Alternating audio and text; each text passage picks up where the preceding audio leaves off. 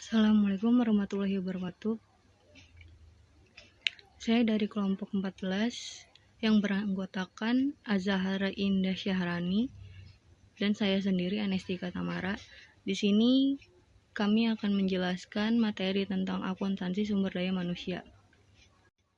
Akuntansi sumber daya manusia merupakan cabang ilmu akuntansi yang berupaya untuk mengenali, mengukur, dan melaporkan nilai ekonomi manusia sebagai salah satu aset organisasi. Dalam praktiknya, manusia dianggap sebagai faktor produksi yang berperan penting dalam keberhasilan perusahaan.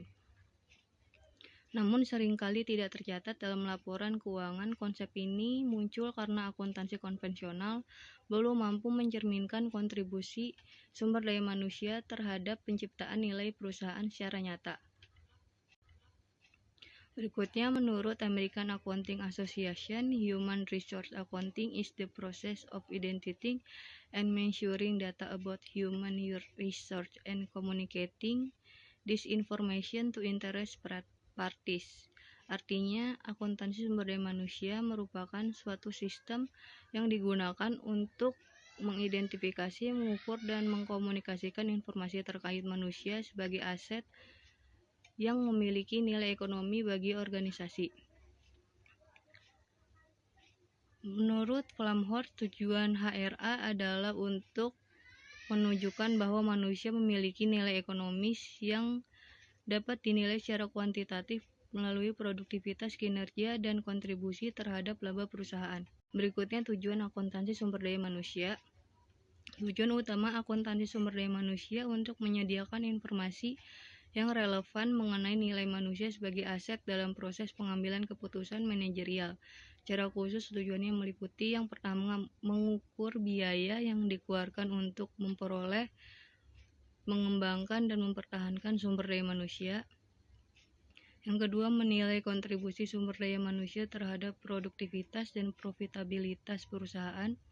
Yang ketiga, membantu manajemen dalam perencanaan karir, promosi, dan pelatihan karyawan. Yang keempat, menyediakan dasar bagi kebijakan kompensasi dan penghargaan karyawan yang adil. Berikutnya, metode penilaian SDM. Yang pertama, historical cost approach digunakan untuk menghitung nilai sumber daya manusia berdasarkan total biaya, perekrutan, pelatihan, dan pengembangan yang telah dikeluarkan perusahaan. Yang kedua, replacement cost approach digunakan untuk menilai sumber daya manusia dengan biaya yang diperlukan untuk menggantikan posisi seseorang dengan karyawan baru yang setara.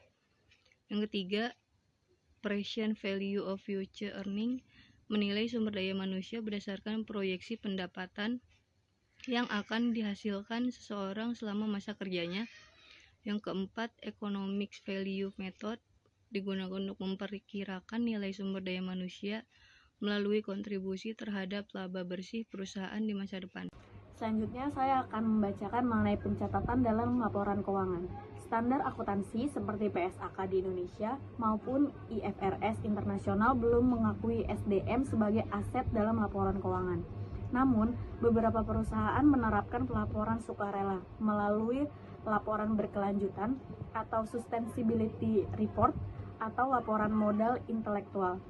Informasi seperti jumlah pelatihan, tingkat retensi, dan kompetensi karyawan disajikan untuk menunjukkan bagaimana SDM berkontribusi terhadap nilai perusahaan secara tidak langsung. Berikutnya, ada tantangan dan keterbatasan. Konsep akuntansi sumber daya manusia masih menghadapi berbagai kendala. Pertama, sulitnya menentukan nilai moneter manusia secara objektif karena aspek moral, etika, dan psikologis tidak bisa diukur dengan angka. Kedua, belum ada standar akuntansi resmi yang mengatur pengakuan dan pengukuran aset manusia. Ketiga, perubahan nilai manusia sangat cepat akibat faktor eksternal seperti resign, mutasi, atau perubahan kinerja. Menurut Putri dan Santoso tahun 2023, tantangan utama penerapan HR adalah pada kendala pengukuran dan penerimaan publik terhadap konsep manusia sebagai aset.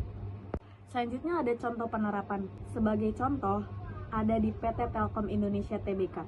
Dalam laporan tahunannya menampilkan investasi besar dalam pengembangan SDM. Melalui program Telkom Corporate University, program ini meningkatkan kompetensi digital pegawai dan memperkuat daya saing perusahaan.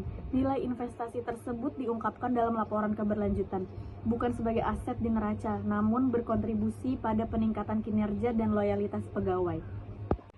Jadi kesimpulannya, akuntansi sumber daya manusia merupakan upaya inovatif untuk mengukur dan mengakui peran manusia dalam menciptakan nilai perusahaan.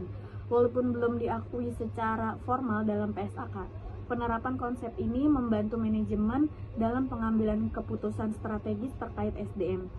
Mungkin di masa depan, akuntansi SDM diharapkan menjadi bagian penting dalam laporan korporat, terutama dalam konteks environmental, sosial, dan governance yang menuntut transparansi lebih tinggi terhadap pengelolaan tenaga kerja.